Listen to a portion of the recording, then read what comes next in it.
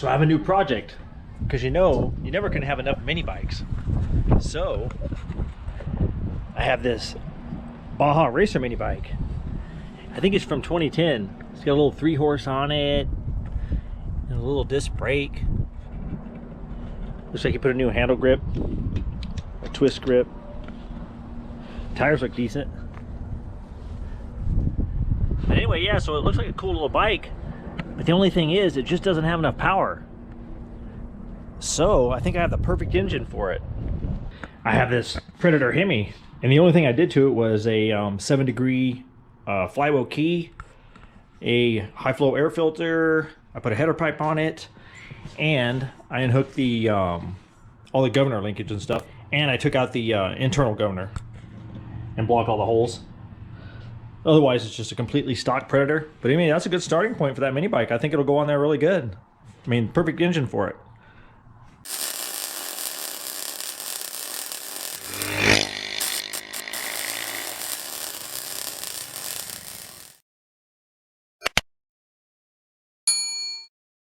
All right, let me pop off all this electrical stuff.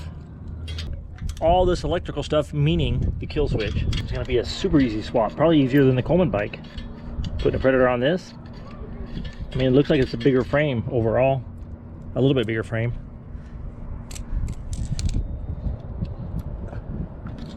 All right, pop off this throttle linkage.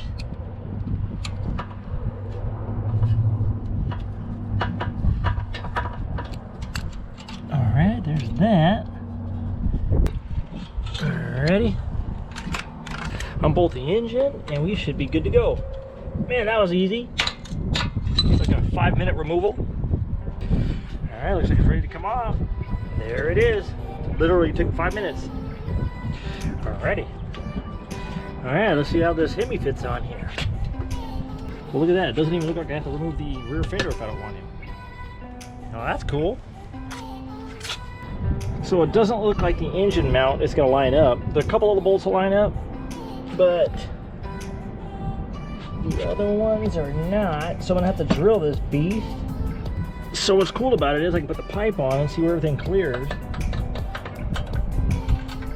Man, look at that. The pipe even fits on there. It actually fits to the frame. Man, that is close, but that's cool. Looks like everything's going to fit. So now I just got to figure out where the motor mount bolts go. Figure if I'm going to run an inboard clutch or an outboard. Slap this clutch on here. Alright, put an inboard clutch on there. Let's pop this beast off. That way it'll be easier to align the chain. And that, yeah, it looks pretty good on that side. It's not sticking too far out over here on this side. Yeah, that thing's going to fit in there nice.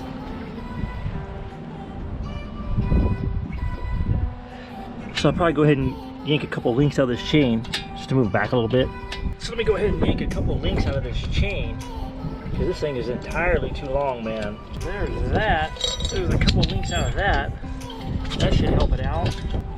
Go ahead and mark this mount. I'll just mark one hole where I need to start, and then I'll use a plate to finish her up. Go ahead and use some paint on a Q-tip and get it down in here just to make sure that I got the right spot.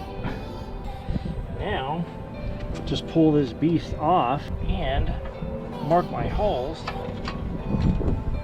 That.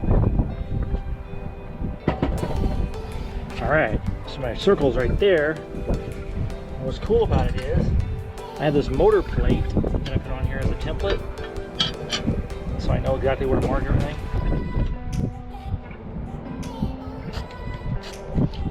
There we go.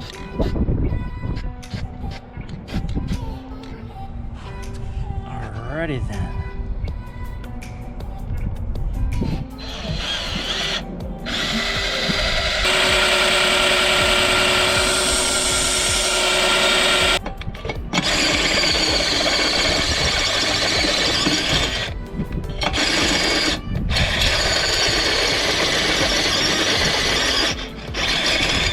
Oh, there's that.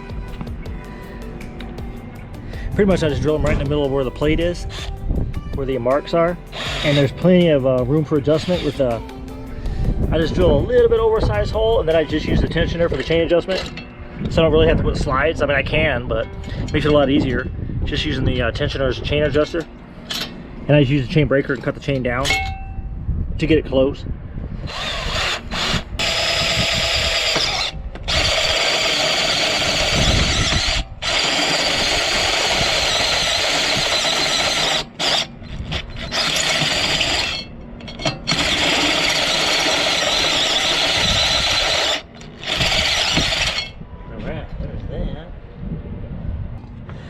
Let me pop this beast back in here to see what we got. Cool about having these bikes with these tensioners already, or these tensioners already built in, it has a lot of chain adjustment, so the engine doesn't really need a lot of adjustment. I mean, a little bit, but it doesn't really need a lot because I can make up the difference with this with the tensioner, which is nice. Makes it easy.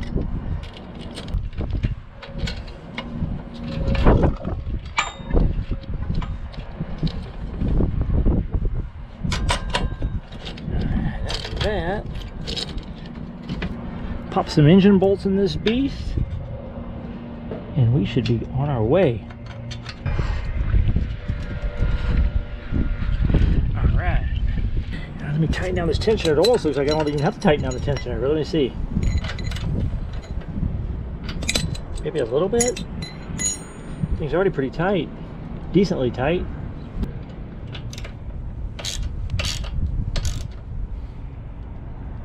Alright. While I'm on this side, I might as well tighten down the pipe.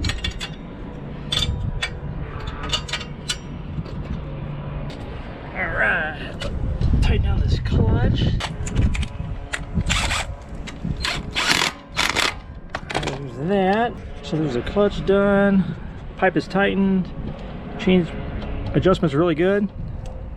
All right, I guess I'll do the other side. Alrighty, go ahead and hook up all this electrical stuff. Hook up these ground wires.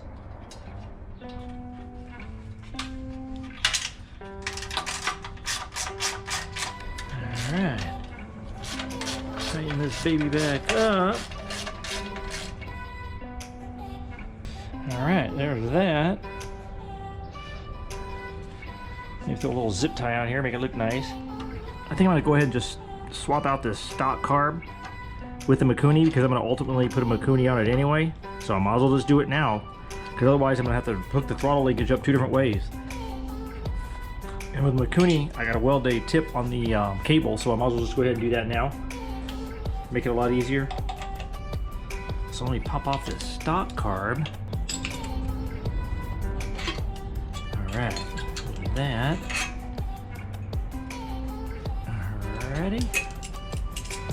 Go ahead and pop these studs out.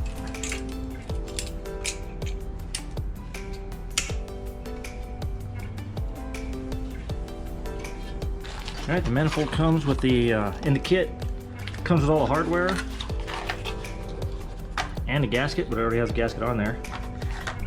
So I like hooking the manifold onto the carb first because you gotta align the manifold with the carb.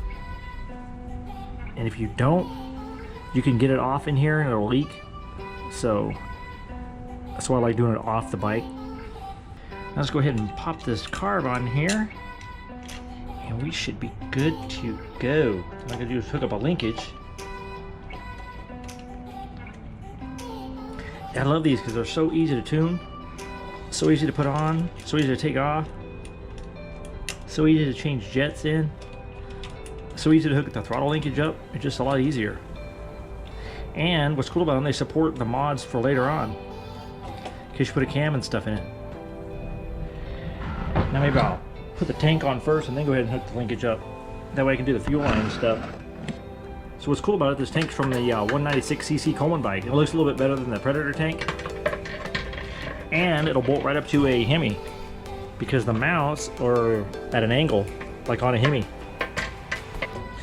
Put this tank on in the front.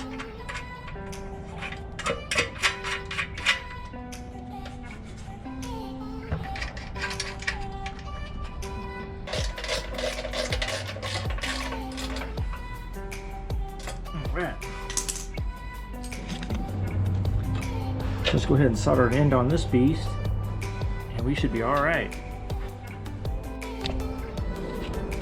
All right, go ahead and solder a tip on here. And I gotta make sure this thing does not come off in the engine, so I gotta get this thing good and hot.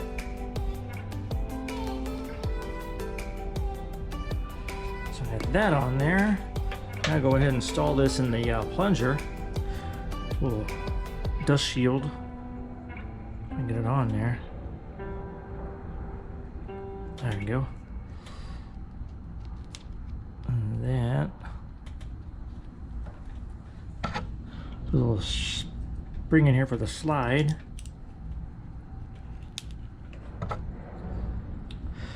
Pop the slide on here.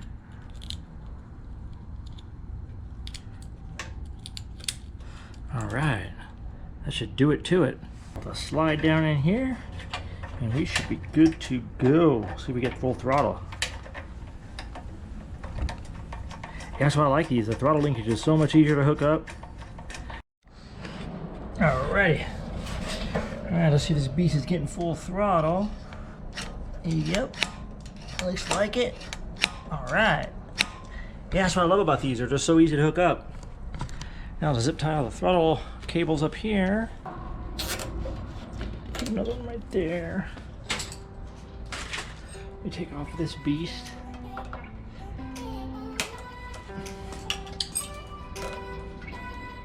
Alright. There's that one. Slap this air filter on this beast.